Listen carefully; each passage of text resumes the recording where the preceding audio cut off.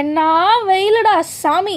குழுக்குள்ள கொளுத்துற வெயிலுக்கு குழுக்குள்ளுன்னு எதனா குடிச்சா நல்லா இருக்கும்ல. நல்லா தான் இருக்கும். சரி, அப்போ வீட்டில் என்ன இருக்குன்னு தேடிட்டு இருக்கும்போது இந்த இருக்குன்னு நம்ம கண்ணை உறுத்துச்சு இந்த கிர்னி பழம்.